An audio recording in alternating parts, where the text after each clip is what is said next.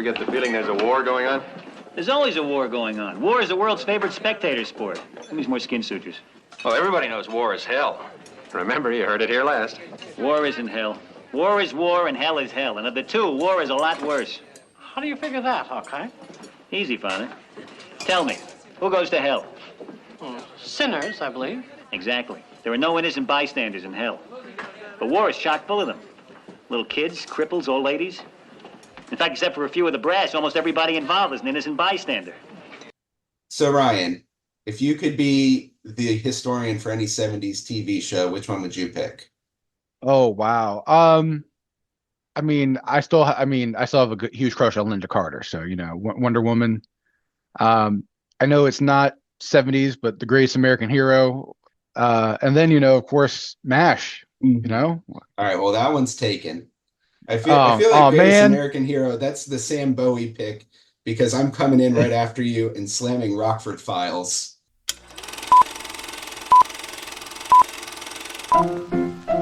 Let's all go to the lobby. Let's all go to the lobby. If it's not in frame, it doesn't exist. I am big. It's the picture that got small. What's that noise? Popcorn. You making popcorn? Uh-huh. I only eat popcorn at the moment. Well, I'm getting ready to watch a video. Really? What? Oh, just some scary movie. Like scary movies? Uh-huh. Really? Worst film you ever saw? Well, my next one will be better. Hello? Hello? You want to see it again? Can we? And just like the movies, we play out our last.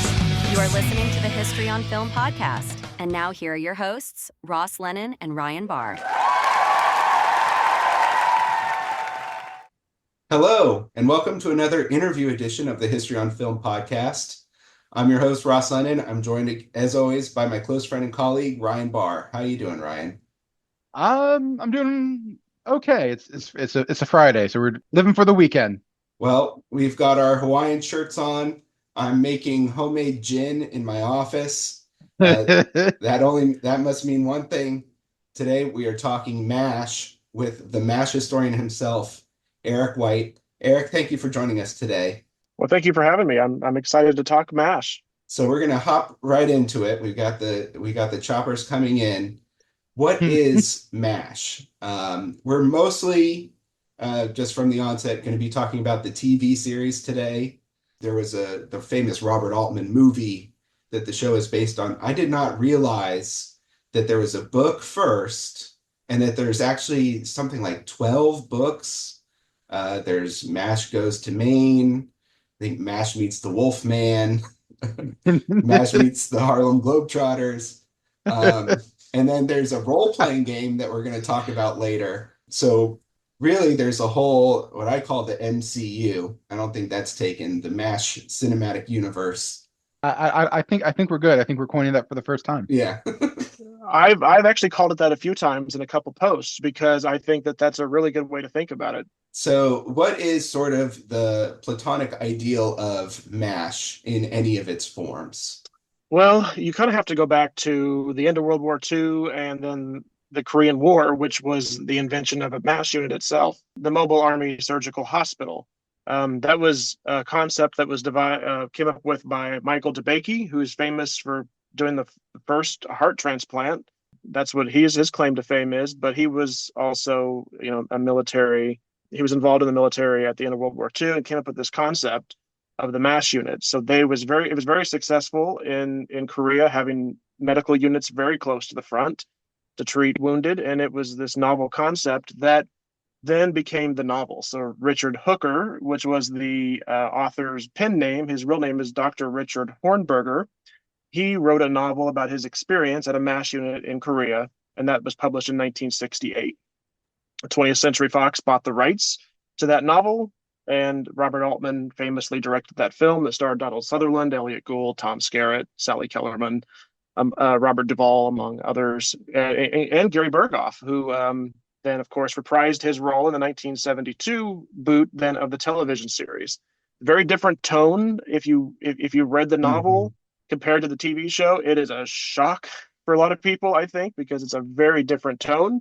I am not sure that some of the characters are as likable in the novel as they are in the show. I think, of course, that was just television in the 1970s. You couldn't have, even Frank Burns, being the foil for the first 5 seasons, right?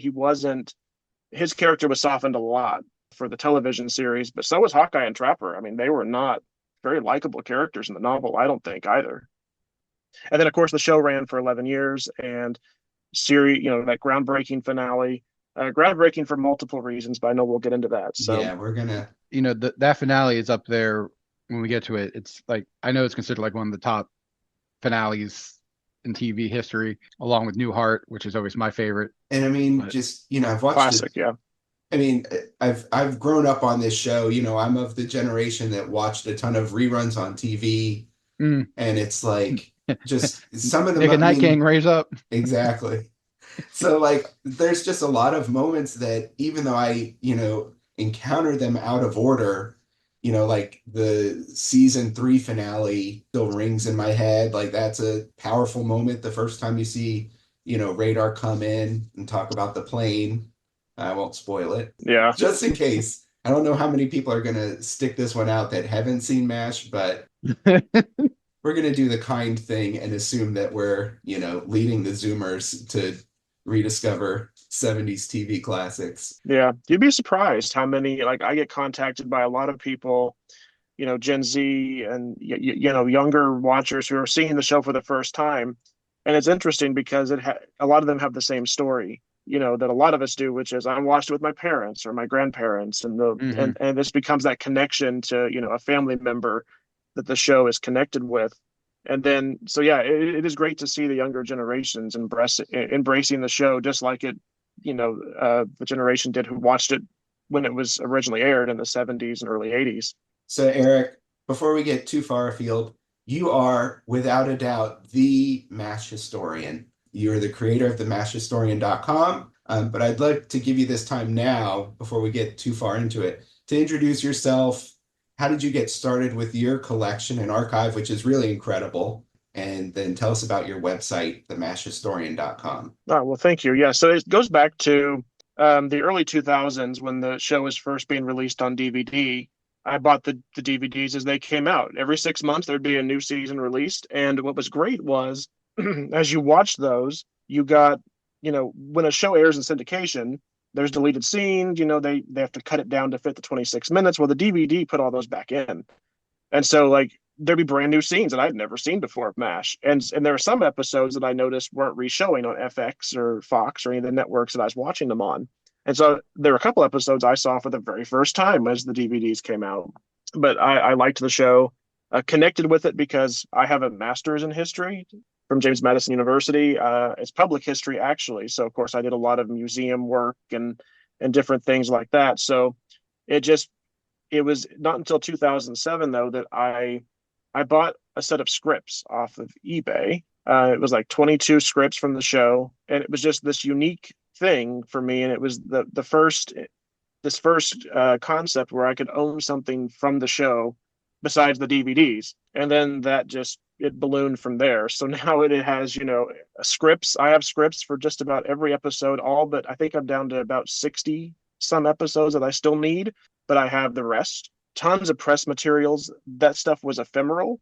So I really like finding like press photos and press releases and press kits and syndication kits, the stuff that, a newspaper or TV station would have gotten, ran with when they needed to, and then just tossed when they were done with it. Cast and crew objects. Every year, the cast and crew got gifts, Christmas gifts or holiday gifts, and I actually have several of those in the collection that I've bought over the years. Award plaques, like Emmy Award certificates, stuff like that. Props, wardrobe. I do have some licensed products, but I try to limit that to stuff that came out during the show's original run. So like the TriStar toys and stuff like that have been very popular. The figurines and the base set, the camp that you could, the 4 foot by 4 foot camp base set. That's really cool. I have one of those as well. But primarily I try to get stuff from the production of the show. I'm trying to preserve the actual production history of the show and then tell the stories of not just how the show was made, but the people behind the scenes who didn't appear in the credits. I mean, you see the episode, the episode, there's maybe 20 seconds of credits at the end of the show, but there were hundreds of people who worked for Fox and for the MASH set, especially towards the end of the series, and their names never appear anywhere in this credits. So they kind of get overlooked. So I try to highlight the people who were behind the scenes and did a lot of work and didn't get the screen time or the airtime that the cast and the main crew did. That's so great, because one of the things we talk about, the product that goes out to the people is one thing, but the production history is really, I mean, in some ways more valuable, but it's certainly a valuable component. And that's the part that you don't see in, so much of the retrospectives and everything else. So it's valuable material. And I'll just say, you're, I think, the fifth or sixth person to appear on this show to extol the values of the DVD bonus features. We're big believers of physical media here. Yes. I was buying the MASH DVDs too. I don't think I ever ended up getting all of them for one reason or another, but I definitely bought the first several when they were coming out. And yeah, that bonus features, it's like I try to think of me and Ryan's like age group.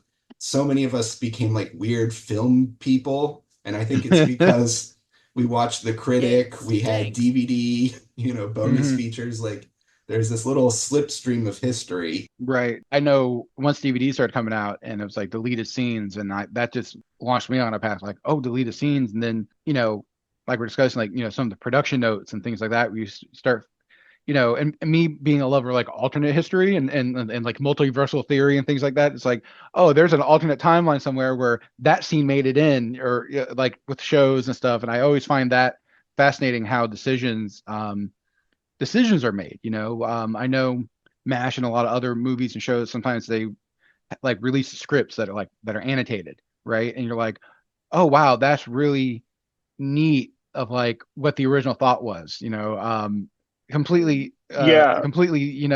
mind-blowing. And then like Eric, you're talking about like all the people behind the scenes that don't get the credit, and you're like, yeah, that's part of it, all these decisions behind the scenes. Yeah, I agree completely. I think that's really fascinating. One of my posts specifically is I call the script spotlight. I do one of those a month. So I have several types of posts that I do on a monthly cycle, a rotation. And like this past week's script that I reviewed was the episode The Sniper, because we recently lost the actress Terry Garr, and she was in that episode pretty famously. So I made a quick change. I had several people suggest, well, I should, if I have the script, I should, look into doing something about, in memory of Terry Garr. So I pulled out the script for The Sniper, and that particular script that I have belonged to the director, Jackie Cooper. And so as you look through that script, of course, there are differences between that and the final episode, which I like to highlight, because you can see like this scene was originally longer, and there probably is film of that somewhere. They just had to cut it for time in the editing room, right? So the film just literally gets cut and left on the floor, as the saying goes. But you also have all of his annotations, his notes, his changes. He also did little drawings of like the OR and who's at what table in the OR, who's sitting where at the mess tent. Where's his camera going to be angled to get certain shots? He was very good about making those notations in the script. So they are full of information that information would have been lost had he not. What's fascinating is he hardbound all of his scripts. I actually bought them from his son, and he hardbound every script for every show or movie he worked on, and he would have them leather bound at a binder in Los Angeles, and they were all in his personal library. So he preserved his own history. Part of that's just the personality of Jackie Cooper, and I'm sure we've all heard stories about Jackie Cooper and MASH, and it's interesting, but at the same time, it says a lot about the cast and crew and of that show, that even though they didn't necessarily get along for those 13 episodes they worked together, they were still able to produce incredible episodes, including one that won an Emmy for Jackie Cooper. I mean, even though that the cast and Jackie Cooper didn't exactly see eye to eye. And I think, especially for a show like this that, was making so many political statements and critiques, it's not just about, oh, we're the completionists, we like to see these different scenes. It's that it tells us what was allowed, what wasn't allowed, like sort of what buttons and walls and boundaries were being pushed, and sort of the push and pull of, oh, we cut this because, standards and practices wouldn't allow it, cut this because we thought it was going to not fly for whatever reason. So there's a ton of stuff there too. I actually have a script from the censors or from the network that is annotated by them. So they would count every time they said hell or damn, and then after a certain amount of time, they just were X'd out. You could not go any further than that. That was all you were allowed for your 26 minutes of television. You reached your limit.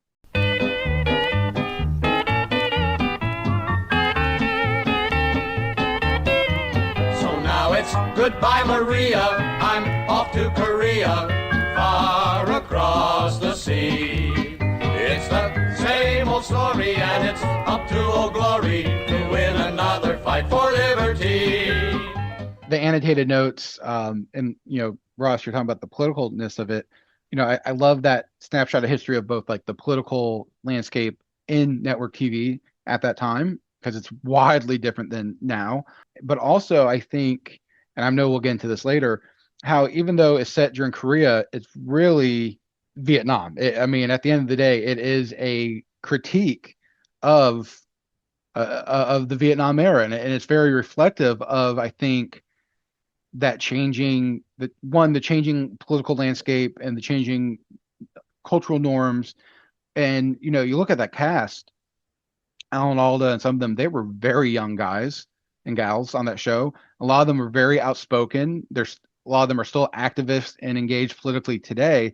And I think that also got baked in to the show. And I think that's what makes it so endearing after all this time. It's because I always thought MASH is kind of like the Casablanca of like the Vietnam Korea War thing.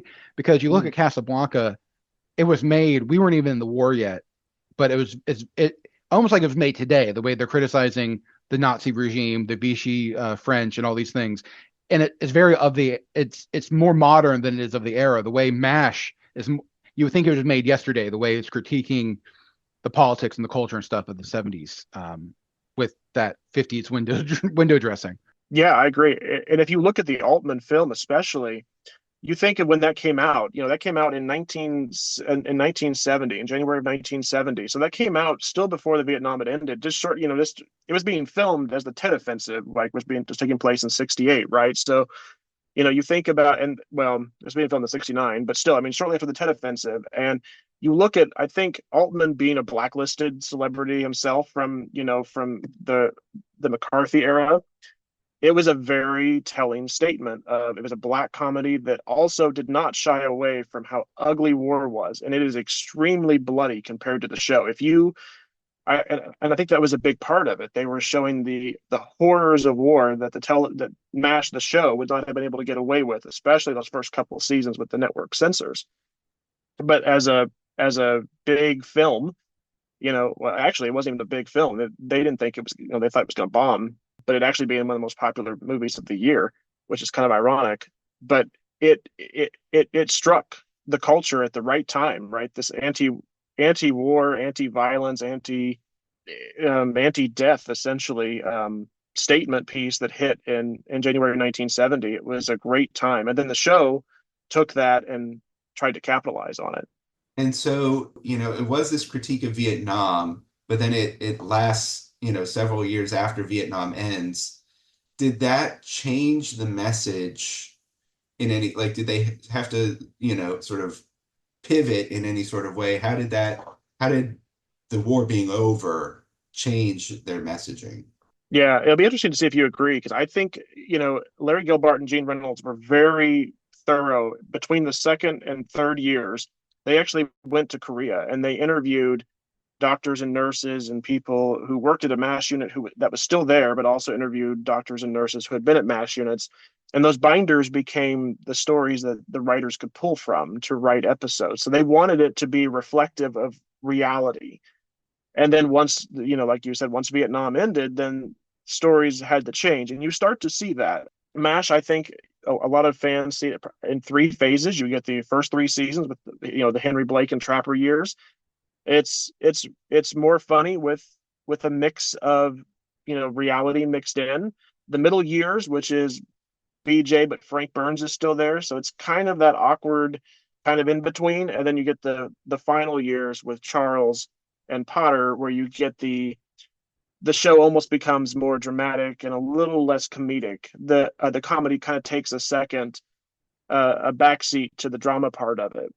But you see, you mentioned that several of the actors were activists themselves, and the Equal Rights Amendment was a big thing in the late 70s. And you see that with Margaret's characters changing completely throughout the series. I actually wrote a paper about that as an undergrad about the portrayal of women on television. And I used Margaret as a good example because that show was on for 11 years and she was there for those 11 years. And they were very pivotal years in the women's rights and the Equal Rights Amendment movement. Alan Alda was heavily involved in that. So you get scripts like Inga with a female doctor coming to camp and challenging these male doctors, right? And Margaret's character changes drastically. If you notice, she's no longer called Hot Lips after a certain point. The name goes away. It really does, even though, which is ironic, the script still refers to her as Hot Lips for all 11 seasons. The script's never changed as far as the character name. But in the show, the nickname just drops off. And then, of course, there's still those storylines of racism, and especially against the local Koreans. And I know we'll talk about that too. And African-American racism in the Army.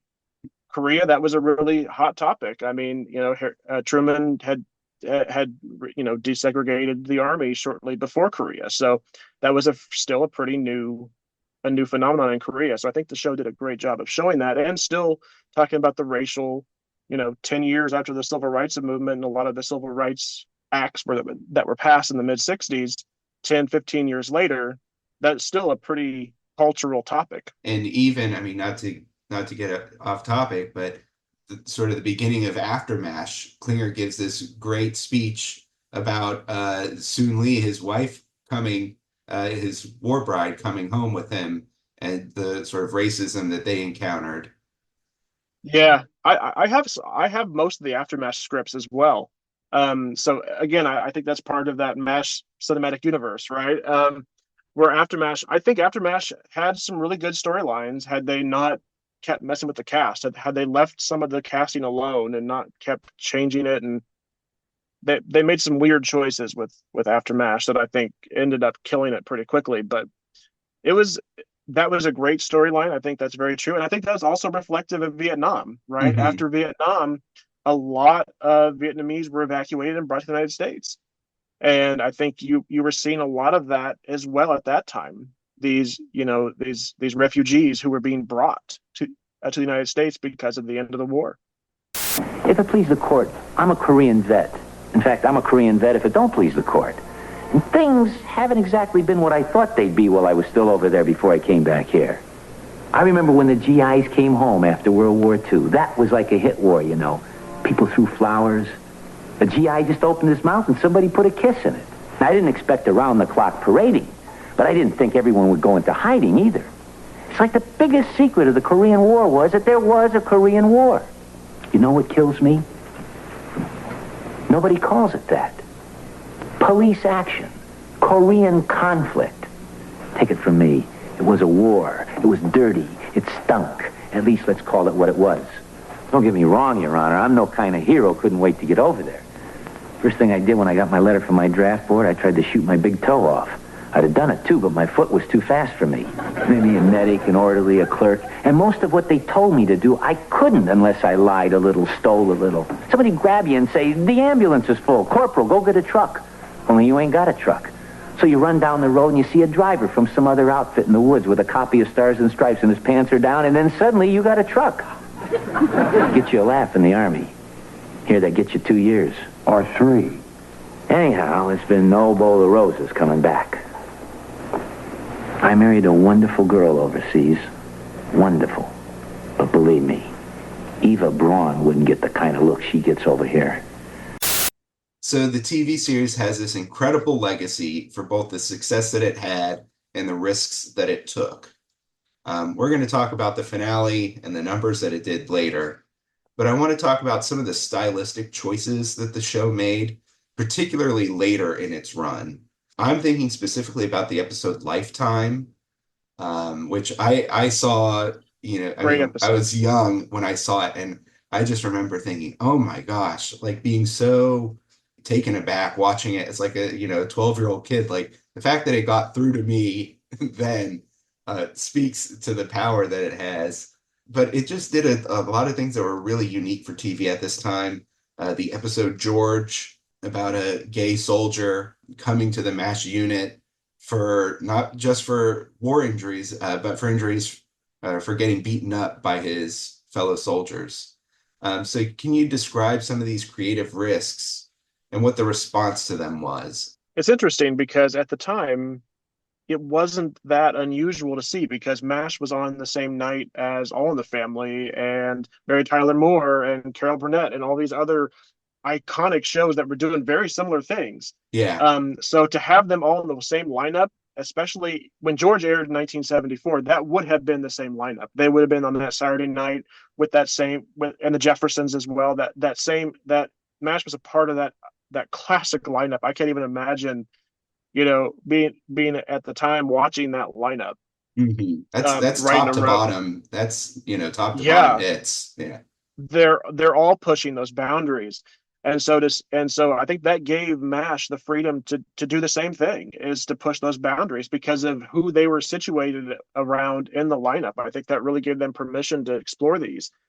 Some of the more experimental episodes that happened later, it's funny because even today they still divide fans. You'll find a fan.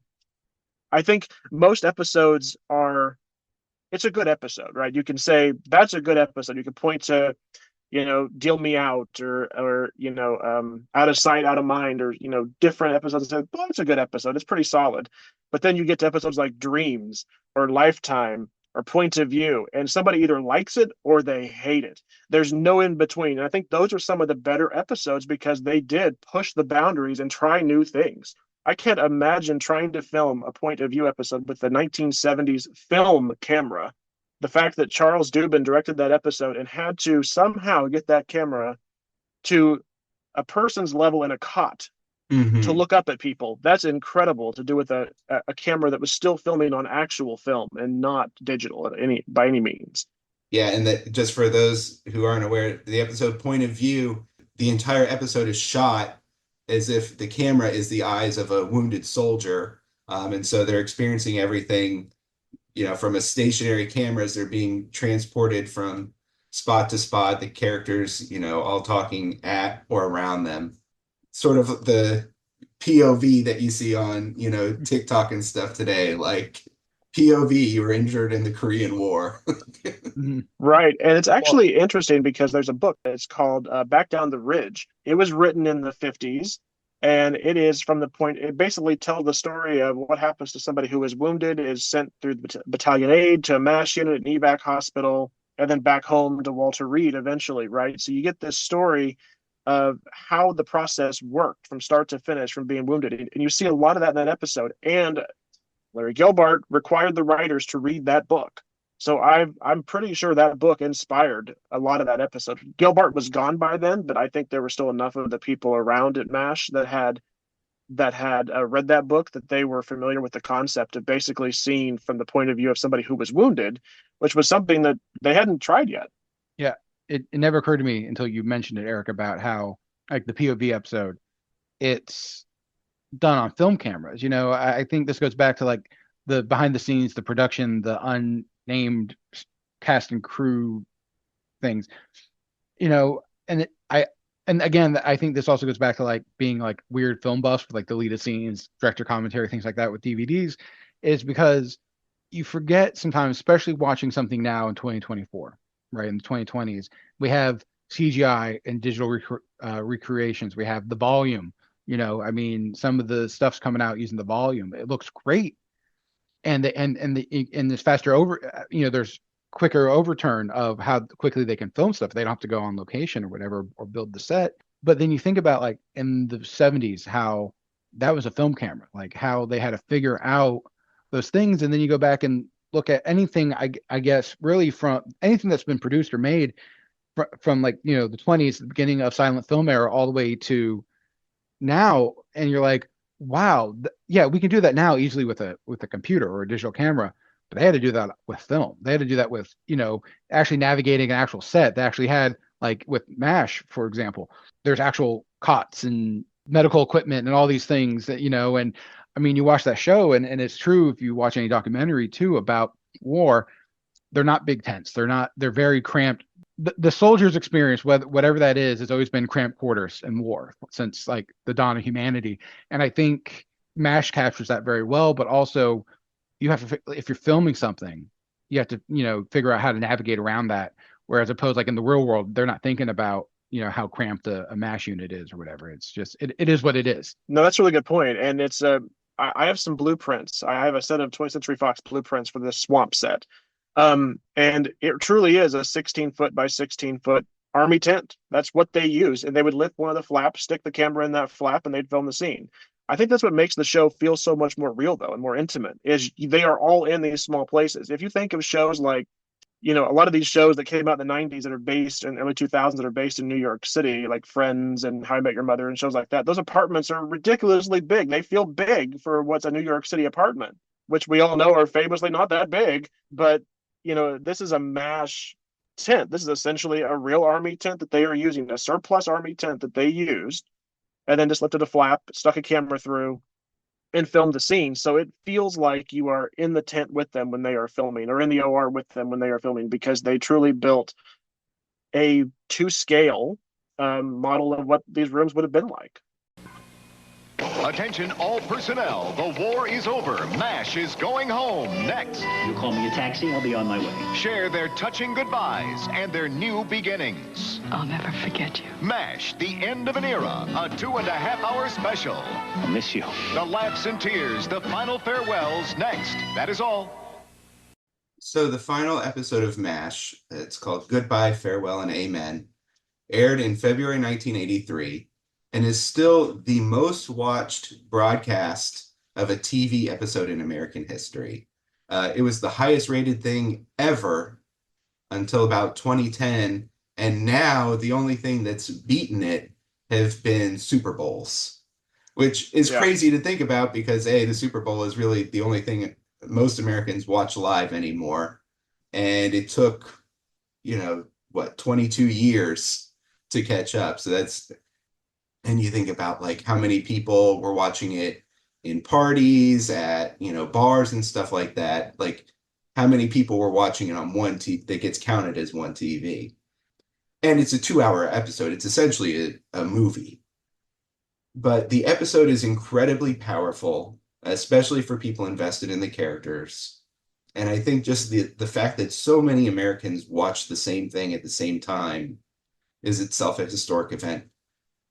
What does the finale tell us about the end of the Korean War, and what does it tell us about 1983? Yeah, two very good questions, and ones that are really interesting. The ratings for that episode were just incredible, and Alan Alda has famously said several times that he thinks they're actually being undercounted because there were so many like MASH parties across the country.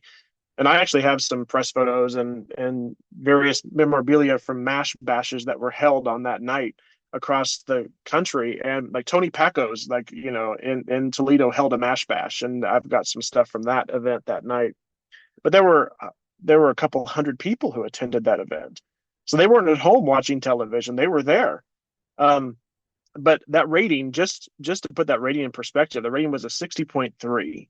Which means that it had a 77 share. So 77% of all televisions turned on that night were tuned into MASH. That will never happen again, just because of how, network television is not what it used to be. There's so many choices. There's streaming. So MASH brought people together in a way that television doesn't anymore.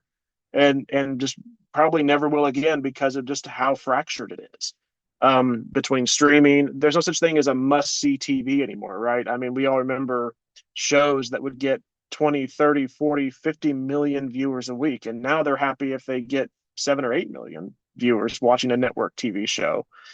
It's kind of crazy. Yeah, the numbers for Big Bang Theory, which when it was on was the number one show, pale in comparison to stuff from the 90s. It would have been woefully low in the ratings if it had aired 15 years earlier. And then MASH just blows all of that out of the water.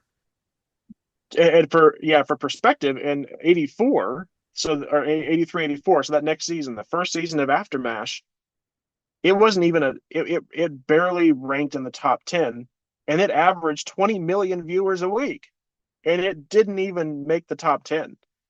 So that just tells you, of course, you only had 3 channels, so that makes a big difference. But still, I mean, After MASH was a failure with 20 million viewers a week. That's pretty incredible. And yet it still ran for like what, 4 or 5 seasons after MASH? Only 2, and they never.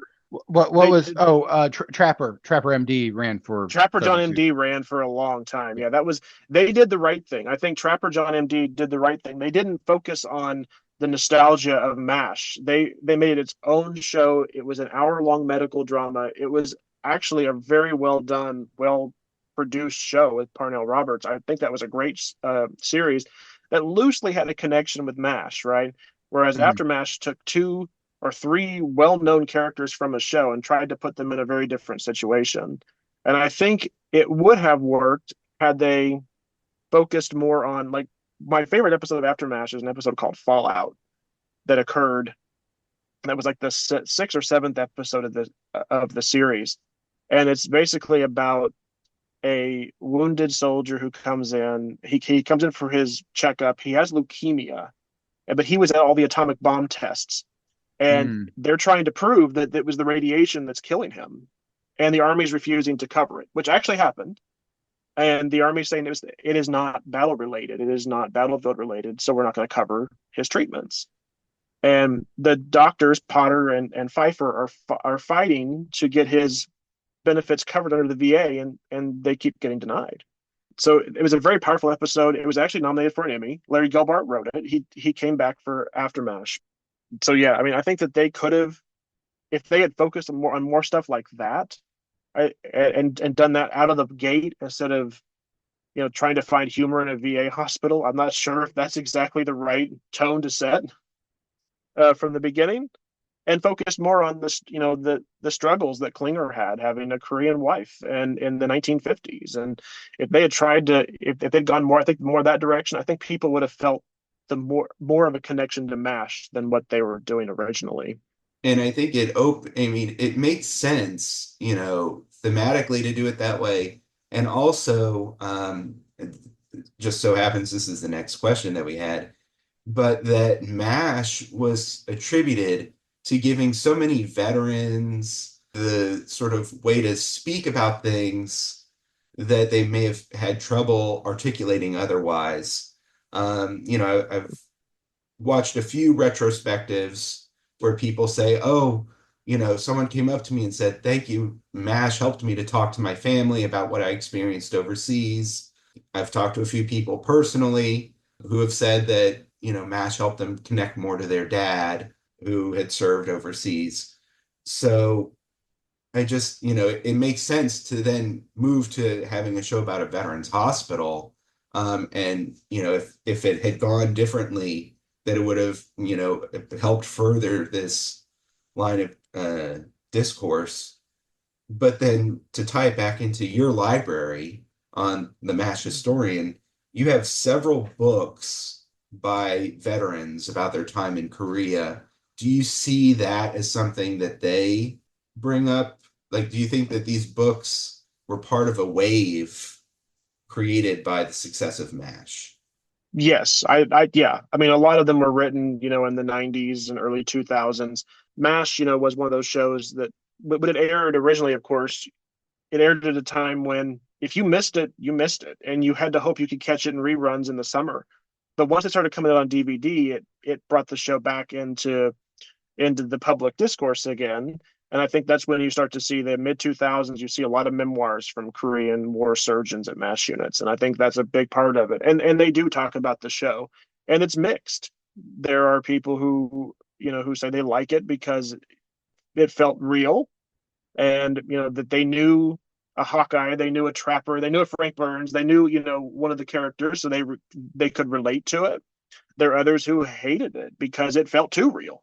They did not like it because it brought back the memories that they had tried to forget.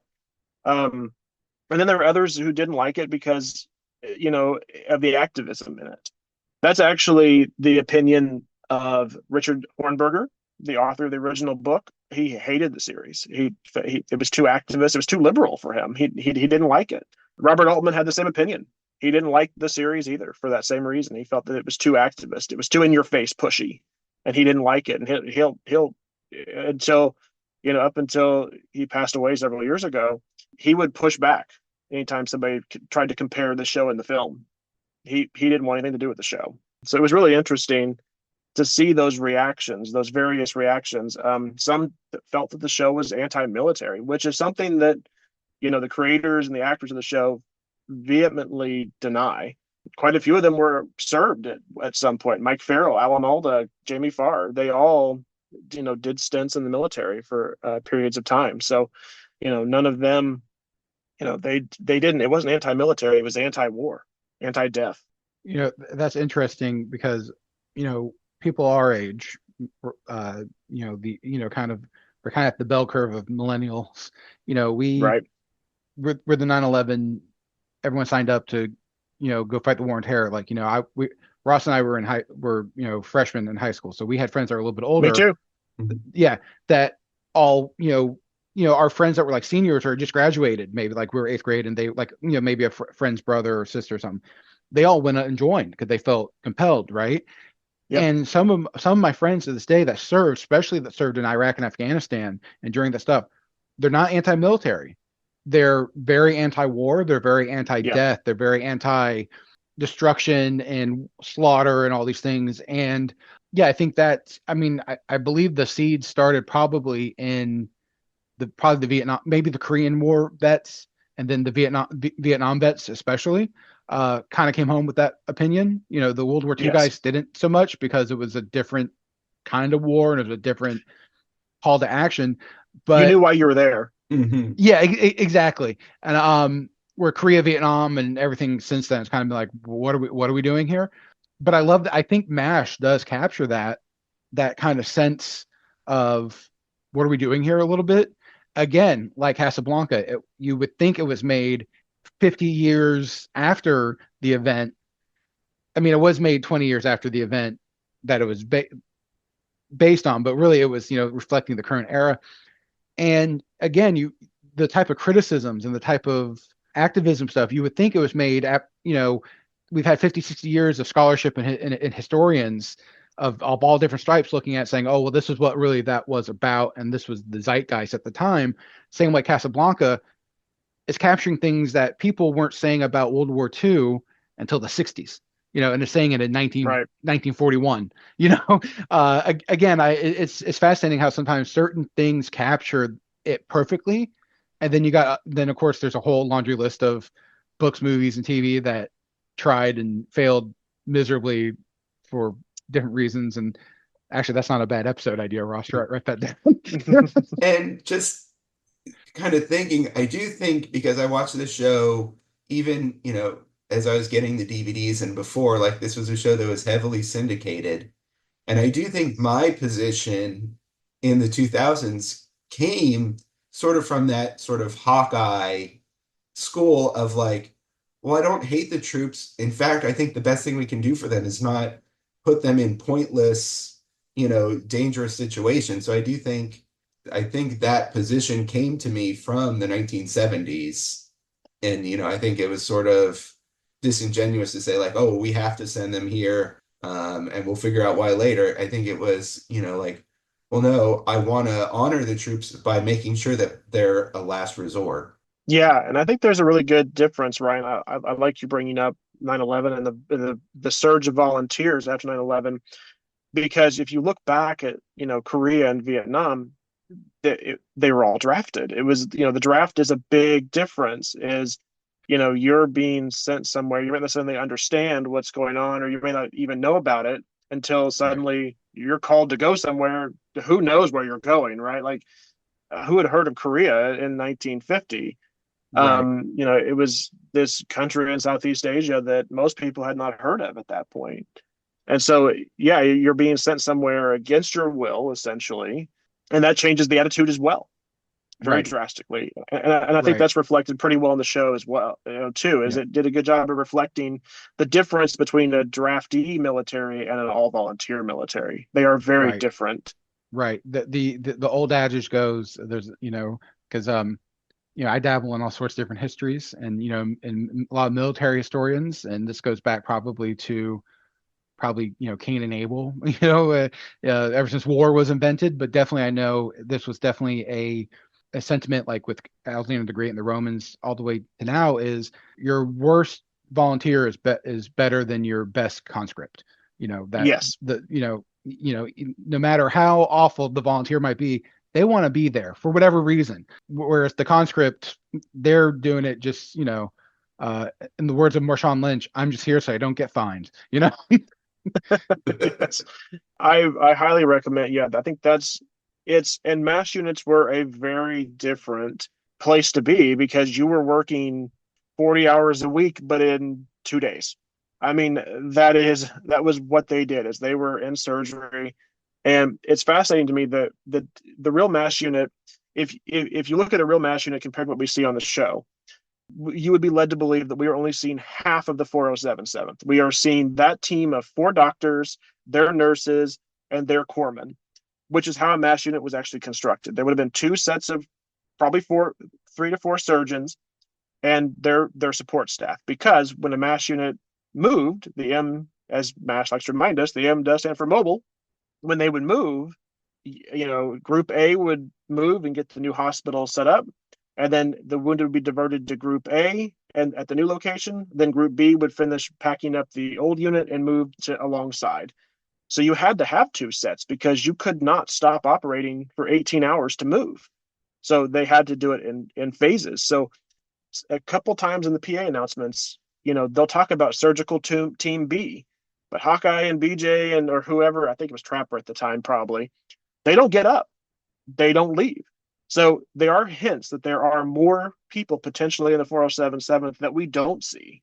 And I do think it is interesting because, there are times where they talk about, certainly Hawkeye not wanting to be there, Klinger absolutely not wanting to be there, so it's like, in addition to people having been drafted, these are, skilled professionals being drafted who have dedicated several years to medical school and everything else. And so it's like, it gives them this very unique vantage point that I don't think you would have gotten if you had followed drafted soldiers in the same way. Yeah, I agree. A lot of war movies, tend to follow that, right?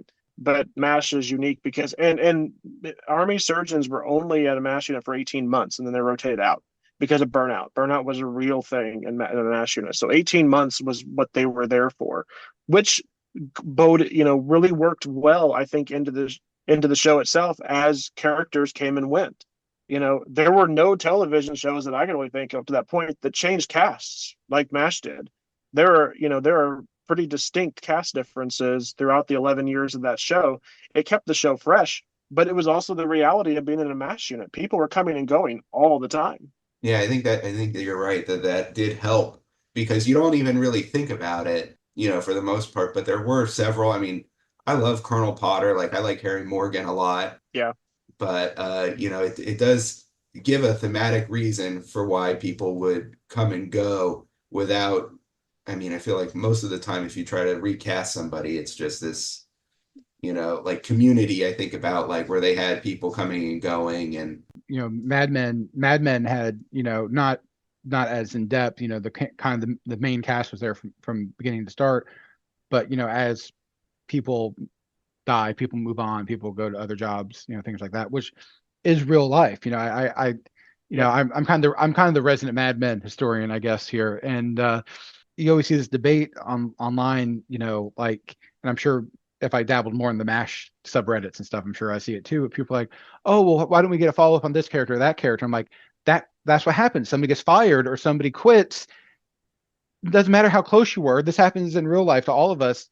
I have some really good friends I made at jobs that either I quit or they got fired or whatever, and you never hear from each other again. That's just life. Nope. People go in and out of workspaces and different things like that all the time. And I think shows that kind of have that, like MASH, it works because it's, like I said, 18-month rotations. It helps, it helps sell it, it helps you suspend that disbelief, but also that's real life. And yeah, I don't even, a lot like Ross, and I never watched it like on DVD or streaming MASH where I'm watching like episode. I know a lot of the episodes because it was always on in the background, either at my grandparents' house. I had a good friend in college where I think she had it on DVD maybe, and I'd always go to her dorm room to hang out, and I used to borrow her vacuum, and she always had MASH on in the background, and I don't know if it was on DVD or just on TV. I think MASH and Law and Order are kind of those shows that like it's always on somewhere in the world at any given moment. But yeah, you don't think about like, oh yeah, this is season 4 and these 3 characters are no longer here. It's the show. That's just how it is. You don't even think about it. It's kind of happening subconsciously a little bit. And I think that works. And I think that's what allowed it to keep it on for probably 11 years. Yeah, I agree. I don't think it would have lasted 11 years with the original cast. I think they would have run out of storylines pretty quickly. But it was because they brought in new characters and you had new character dynamics you could play with. And I think that made a huge difference, practically speaking, for a television series.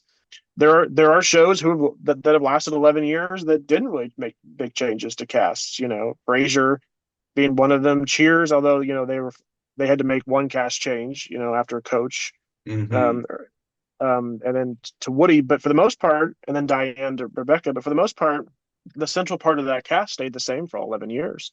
MASH, there's only 2 that stayed for all 11 years.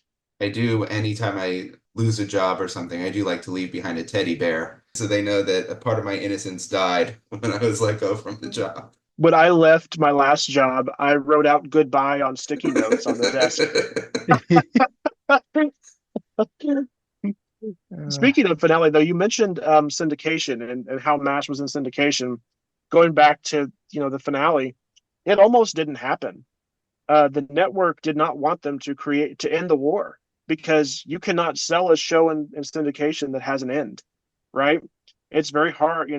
They wanted their show to run perpetually forever. And if you have a hard stop, then they were afraid that they would be able to sell the show in syndication. So they compromised and made a 2.5-hour movie that could never be shown in syndication because it's too long. Mm-hmm. So the half-hour show is run in syndication all the time. The movie rarely runs. In fact, I think MeTV shows it on Memorial Day and Veterans Day every year. And that's about the only times that I think Goodbye, Farewell, and Amen plays in its entirety on actual television besides streaming. And I did look, and it is on Hulu. Yes. Because I was curious, because I know I've seen it bounce around a couple of different streamers. But I was curious if they had it like listed in with season 11 or if it was a separate thing. It is on Hulu. It is slowly being moved to Disney Plus. It's on Disney Plus in most of the rest of the world because Disney bought Fox several years ago. Right. So they own MASH now too. And so maybe one of these days we'll get an After MASH DVD set, because it'd be great to see that final episode that never actually, or the last episode that never actually aired.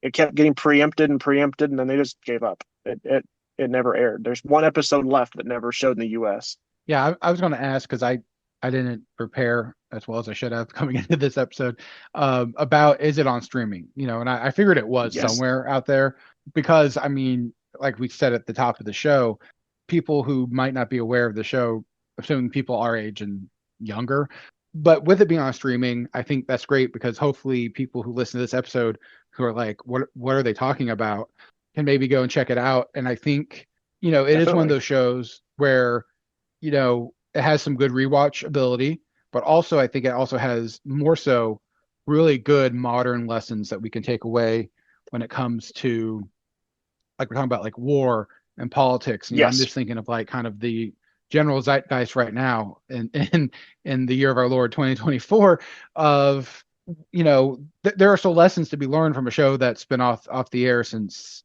81. Yeah.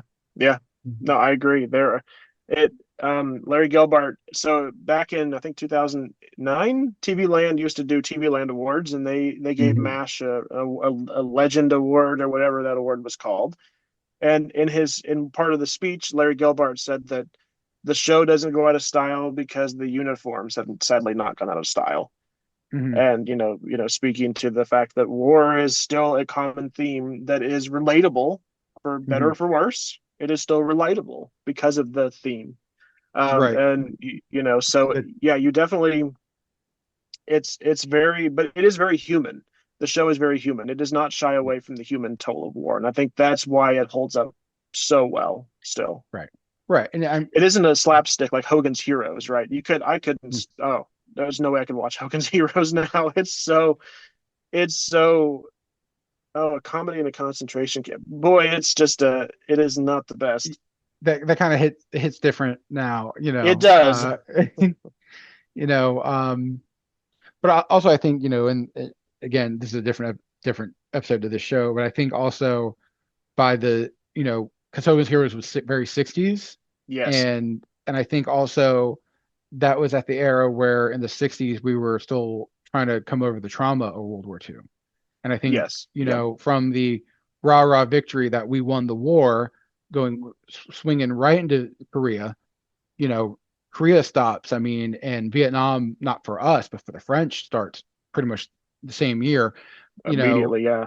Yeah, and so I mean, the Western Allied powers and the NATO powers were swinging from war to war to war, and I think by the 60s it was that coping mechanism, trauma response of how do we make sense of what was going on, and in a very 60s way, you make jokes, whereas by the 70s it was with, especially now that the Tet Offensive in Vietnam and it was at full swing, and we had that full Vietnam, the first war to be broadcast live on TV, really. Yes. Where I think by the 70s it was like, we're no longer making jokes. If we do make jokes, they're going to be very dark, very coded, very gallows humor. And I think that's why MASH works for people like me and Ross, because we're very much into gallows humor a lot, especially this week. There's been a lot of text, him and I back and forth, of very gallows humor. And I think that's by the 70s, and even into the 80s, you had the reflection of war was gallows humor. Whereas in the 60s, it was like, oh, the Nazis were all bumbling idiots. And we had to kind of, I think, and I have my own theories, and it's a different episode, but I think because of Operation Paperclip and some other things, we were propagandized to think, oh, the Nazis were either just following orders or were bumbling idiots, and they weren't these true sinister monsters that a lot of them truly were. So I think in the 60s we had to think, oh no, these guys weren't awful people. That was, and also in the 60s, the height of Mossad and NATO tracking down these escaped war criminals from the Nazi regime. So I think that was kind of we got to kind of make fun of them and take the piss, to use the British slang.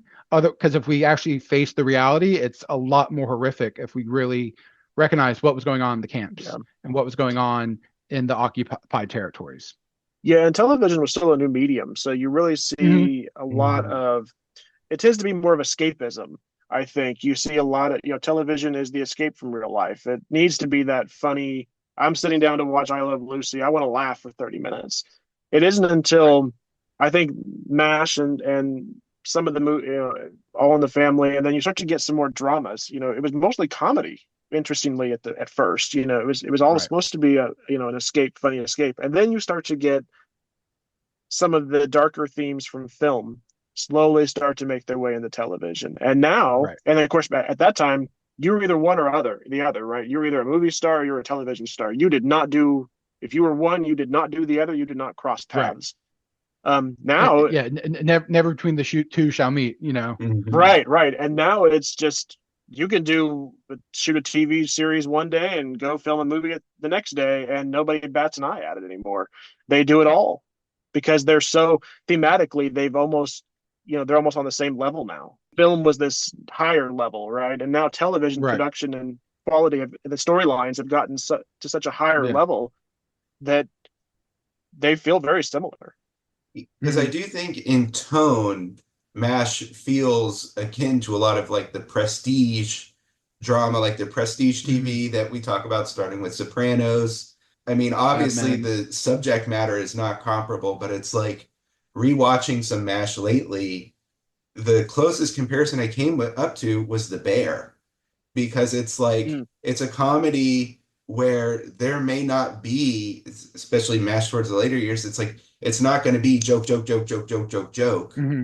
Right. But you're going to get this really, you know, introspective character analysis. The jokes are going to be earned, and you're going to have, you know, tonal shifts from episode to episode.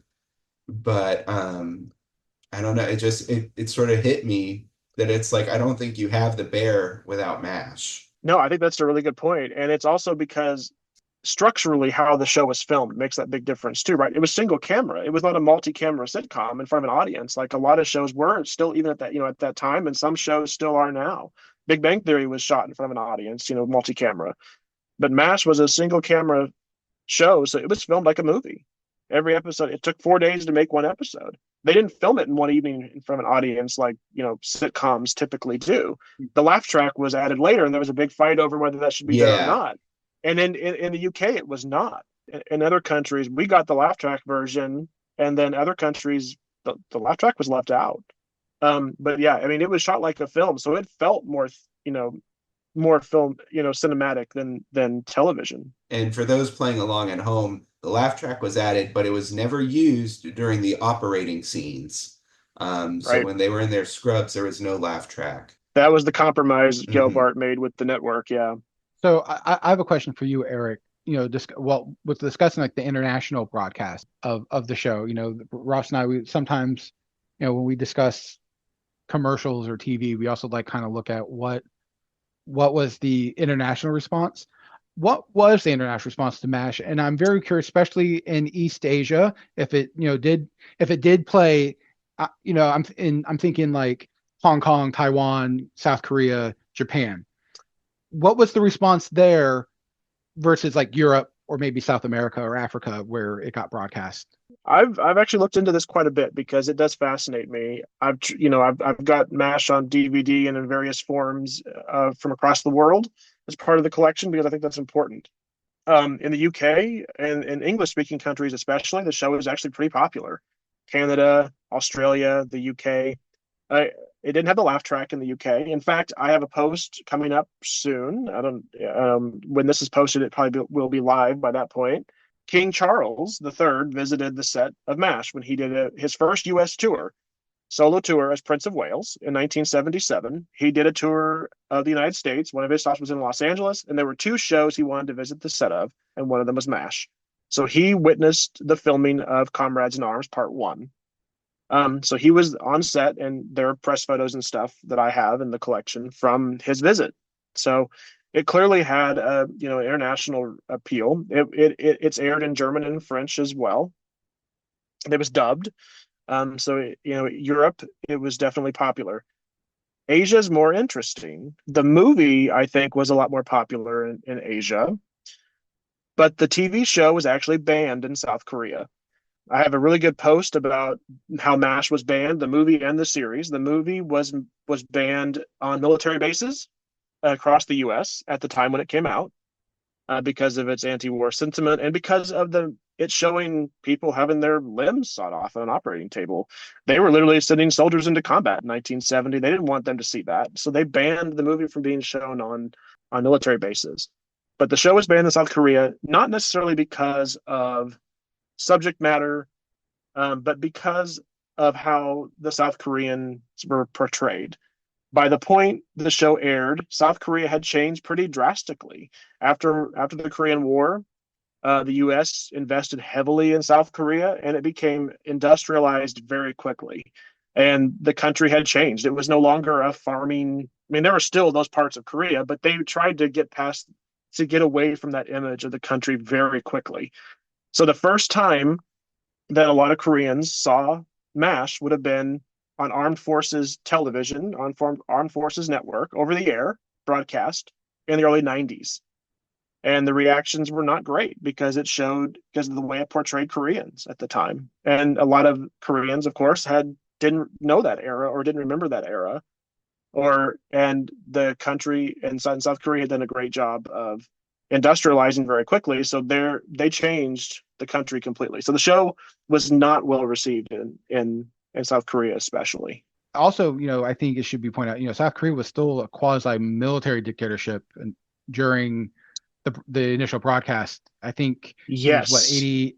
It was the mid 80s. I want to say 86, but I think it was earlier than that when it became the Third Republic. Yes, it's very interesting. In that same post, I go through the history of South Korea from the end of the 50s, from Sigmund up until the mid 80s, and just showing the instability of the leadership of South Korea. Mm-hmm. And there were a couple coups. There were a couple leaders who were killed.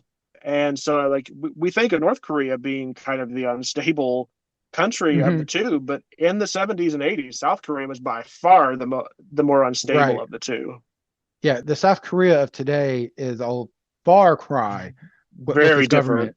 And again, this is a different episode. But I study Japanese and Japanese history and things, so I'm always curious, especially now looking at the changing relationship between Japan and South Korea now, and how they're trying to overcome still some of that pain from the war, and then what the Imperial Japanese military did. But also, the capitalistic, freedom-loving South Korea that we think of today, that gave us Gangnam Style and K-dramas and K-pop and awesome, cosmetics, is not the Korea that existed when MASH was airing. It's very, again, different show, sidebar, but it's very interesting that South Korea is now using the soft power of their electronics, their cars, their pop culture, much like in Japan. They have copied that Japanese soft power post-war playbook, and it's working for them just as is working for the Japanese. But I always find it interesting when certain things that you think would have aired or been popular there were banned and things. There's South Korea also has again, different episode. We can talk about this. We probably have to get somebody on here, but the history of censorship in South Korea is very interesting, especially in the 70s, 80s, 90s, really up until like the 2010s, I would say. The censorship was really, Japanese cultural products were banned until like 2011, I think, and then all of a sudden manga and video games and Nintendo and things like that were able to come into Korea. And then Korea was like, wait, we have anime and we have manga. And I think that's kind of jump started that whole, like, hey, we have a lot of these same things that are being produced here because we were, there was that Japanese cultural influence, as much as South Korea might not want to admit to it, for hundreds of years that kind of influence, so it's very fascinating. I'm not surprised to hear it was banned, but also I think that's interesting that it was banned for reasons. Yeah. It wasn't until the 90s. So of course, by that point, the stereotypical Korean in the show, which, that is of course a sore spot in the series, is most of the actors who portray Koreans are not Korean. That would be very different if the show was made today. But that is definitely, the way the Koreans are portrayed in the show is definitely a criticism the show often gets in today. And that was something that they were criticized for in the 90s when the show was first being picked up on over air broadcast in Korea itself. Did it show anywhere else in Asia? Japan, Taiwan, Hong Kong? I'm thinking kind of obviously not the People's Republic of China, but I have not been able to find the evidence of that. The movie did. The film definitely came out in Japan, because I have some of the Japanese posters and press materials from the film's release in 70. But I've not been able to find any evidence that the series did. Huh. I'm not sure. Did American television really, like, when did it have that big of an impact in Japan as it did in Europe? It did and it didn't. I mean, in some parts of Japan, so like in Okinawa, of course. Yeah. I mean, a lot of American television and stuff got over air broadcast because of vast amount of military Americans. Base. The military base is 95% of that island chain to this day. So I know Okinawa had American TV. I know some American TV was broadcast in Japan, but a lot of times if it was American cultural stuff, it was more of a joint venture So you get more of the things like the Marvel live action Spider-Man, the Japanese Spider-Man, which were a little more, it was more of agreement. Like Marvel, we'll make a TV show if you give us the rights, and then you can use some of our characters, like, I can't remember what the deal was with that, but like Marvel, I think was able to use, it was like a Japanese animation series. They did the American comic version, and the Marvel gave, I believe it was Toho that did. Might have been Toei. I have to go back, but they were allowed the tokusatsu productions of Spider-Man.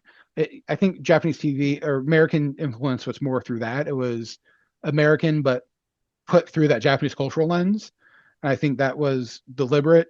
I think that, and it's been deliberate. It was deliberate, I know, in the post-war era. By the 70s and obviously by the 80s, it was different. By that point, Japan was now a net exporter of culture as opposed to a net importer of culture. Even by the time MASH was airing, not the way we think about it with like anime and manga and movies today, but Japan, even by 71, was starting to export some movies, Hello Kitty. There were those Japanese exports that were, just as ubiquitous in the US, that are considered just as part of Americana. Hello Kitty and Pikachu are now up there with like Bugs Bunny and Mickey Mouse, and Mario. Yeah. So, yeah, that's interesting. Now that I think about it, some American TV did not get broadcast in Japan that way, but some did. Yeah, and I haven't found anything from Japan that would hint that the show was popular there, because I've tried to research that because I was curious how far did it reach in Southeast Asia, and I have yet to find anything that's like any kind of releases or even the DVDs in Japan, right? Unless they're being released in English, right, or subtitled in some way or dubbed. I haven't found anything that would hint to me that that's the case so far. I found lots of bootleg MASH DVDs are in Chinese now, but those are a little different. Right. Those are not authorized by anybody at this point. But I am curious to see. I am too now. I'm going to do my own. That's one thing I love about this show. Ross and I kind of come up with a topic like, hey, we want to geek out for an hour about this topic, and then I find, like, especially in the interview episodes, I start thinking of something, and then I'm like, wait, now I have more homework to do. Yeah, we give the listener homework, we give ourselves homework too. Yep. So this is the danger of being a historian. The research never ends. It never ends. There's always something else you can look into, or a different angle you can come at, and you can always find something or somebody who's written about it somewhere that you've got to find and read and put together. I bombed Korea every night. I bombed Korea every night. Red flowers bursting down below us. Those people didn't even know us. We didn't know if we would live or die. We didn't know if it was wrong or right. I bombed Korea every night. So how would you recommend educators use MASH as a teaching tool? It's funny. I've actually had a few teachers reach out and ask for specific things from the collection. I had a middle school teacher who was working on creative writing, and they wanted to his class wanted to do script writing. And so he asked for some scans of a couple scripts so they could see the structure and how a script is structured, so they could understand how, not just the formatting of it and how it's written, but also just how is the comedy structured? How are the on-set instructions structured? Everything, the actual structure of an episode. So there were some good episodes that I sent scans of for him to use for that. I've used episodes in my own teaching. When I was in grad school, I taught a world history course. And one of the things that we talked about was the McCarthy era. And there's an episode of MASH that covers it really well. It's an episode from season 8 called Are You Now Margaret? And she's accused of being, a communist sympathizer. There's a congressional aide that comes to camp to investigate her and get a list of friends, right? That was the main crux of the episode is, well, if you just give us some names of your friends, we'll leave you alone, right? And that was essentially what those, HUAC and all of the hearings were about, was, listing names of people, blacklist. Robert Altman was on that list, at one point. So I think there are episodes that you can pick and choose to fit pretty much any theme that you may be teaching. I think that was a really good example. That was how it also hit pop culture. I think if you're wanting to talk about pop culture, or and television history itself is fascinating to me too. It's how it reflects pop culture is fascinating to me. Yeah, I've used Star Trek as a teaching tool in the classroom, but I think MASH just as well, has a lot to offer.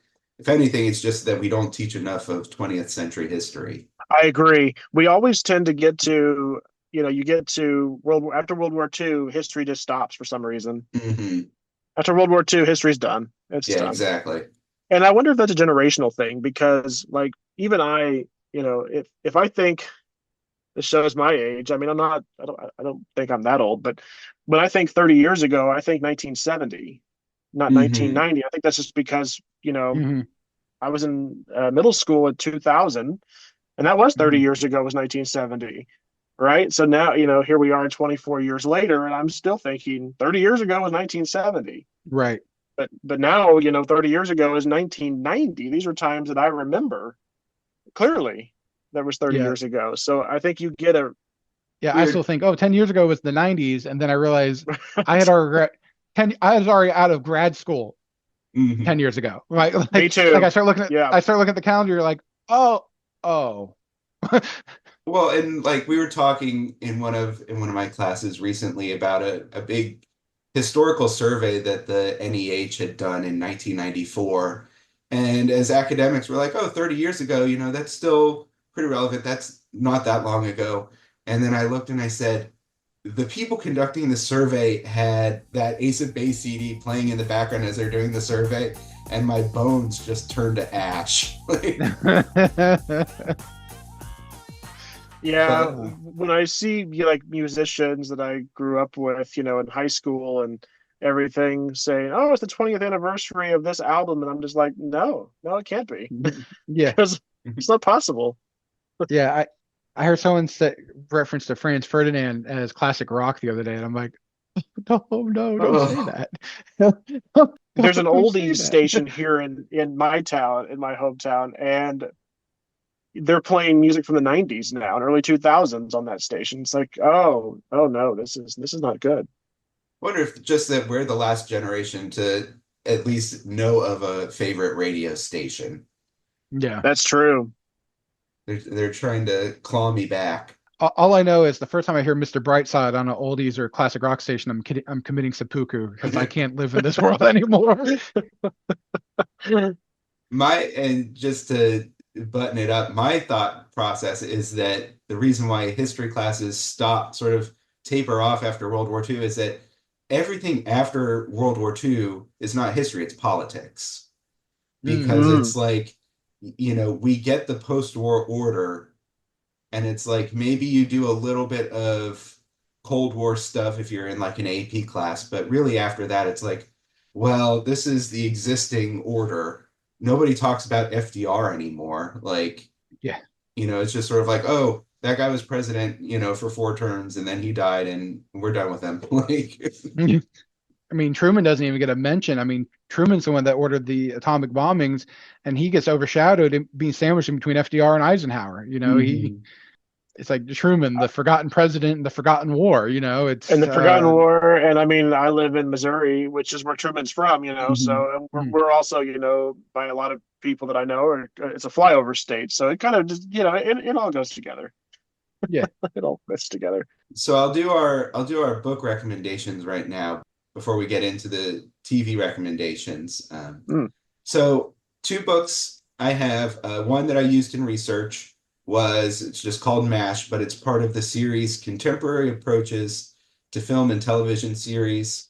The MASH edition is by David Scott Diffrient.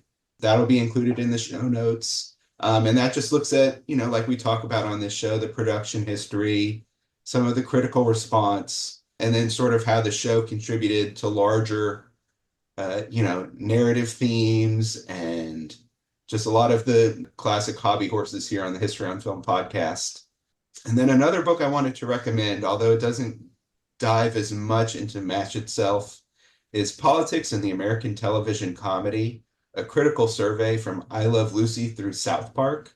And that was written in 2008. And that is sort of a survey of American TV comedies from the 50s through to what was at that point the present day, and sort of how comedies engaged with political material, sort of the material that they would touch itself, and then sort of how they treated it and how that permutates over time. Can I recommend two books really quick? Yeah, absolutely. I would highly recommend Back Down the Ridge, which is by, his last name is White too. I can't think of his first name. I think it's a really incredible book. William White, yes. What I find so fascinating about it is it was required reading for the writers of the show, so you kind of get an insight into what they were thinking, but you also get a great insight into how MASH units and medical treatment during Korea worked. And I think if you like the episode point of view, you're going to love the book because it basically does the exact same thing.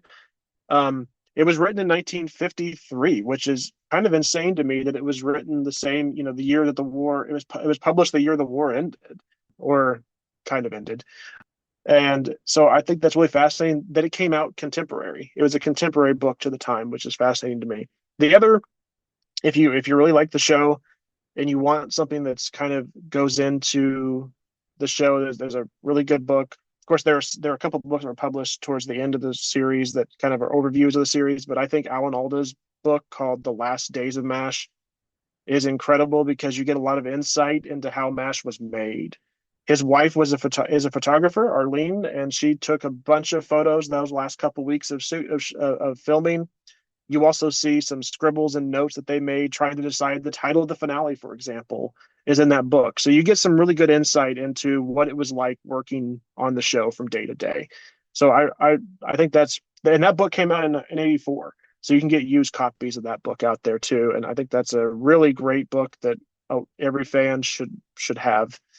Because it's one of the few books written by somebody that was on the show that's solely about MASH and not, like their career or like a memoir. Awesome. I'll include those in the show notes as well. But then obviously today we're talking about MASH.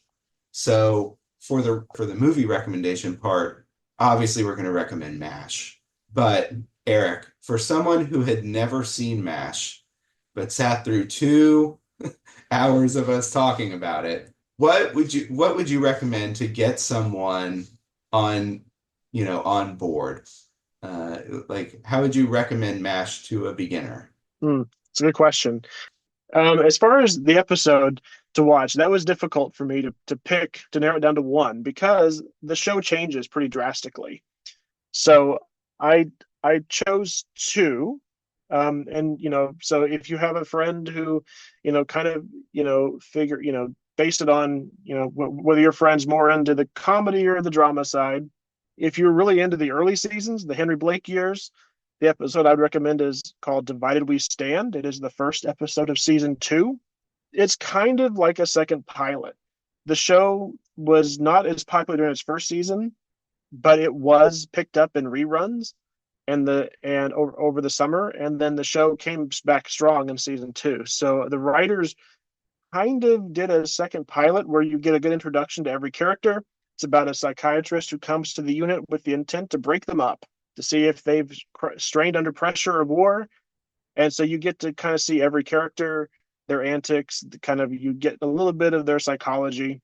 So that's the one that I would recommend for the early years. I didn't have one from the Charles years, but kind of towards the middle, it's probably one of my favorite episodes, Dear Sigmund, from season 5. I think it's 5. Wow.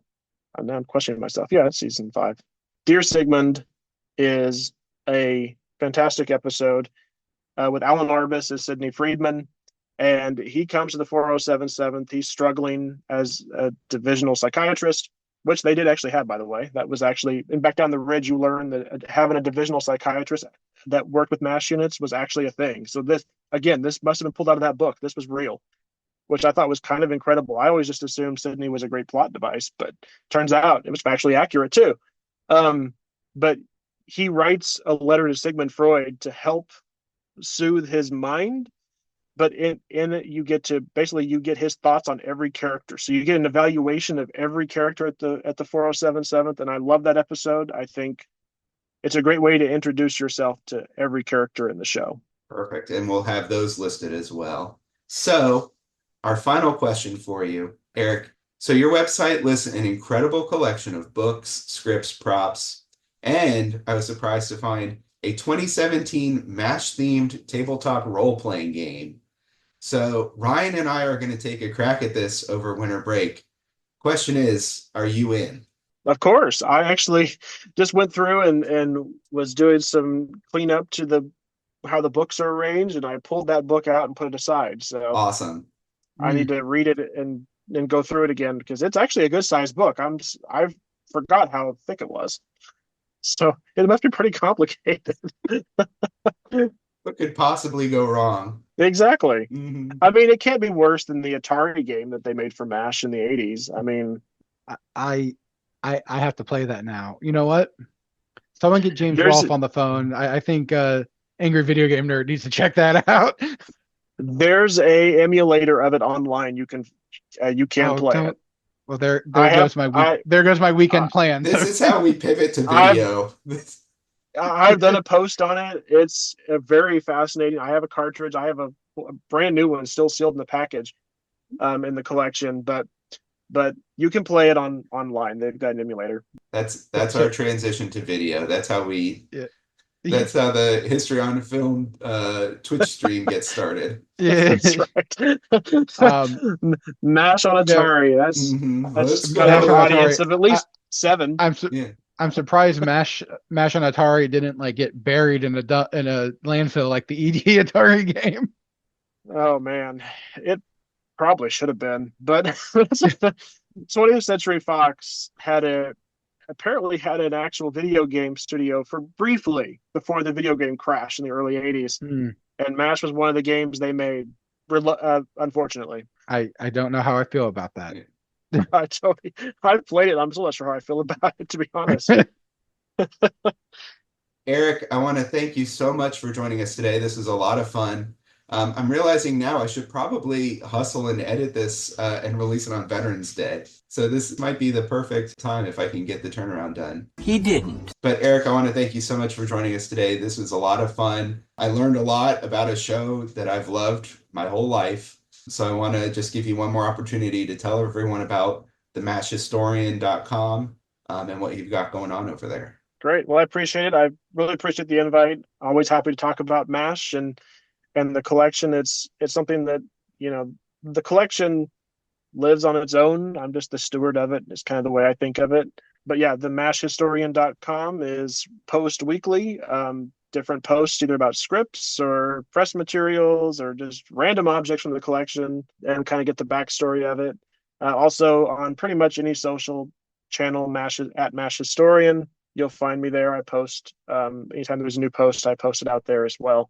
But yeah, I appreciate it. I just got to point out, Ross is wearing his Hawkeye Hawaiian shirt.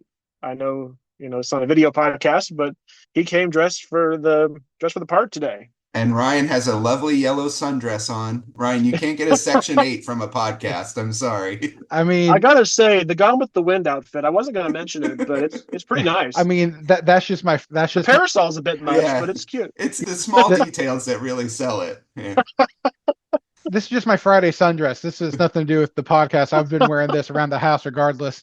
Eric, thank you so much. It's been a lot of fun having you. We'll see you around the gaming table in a month or so. Great. Thank you. Thank you.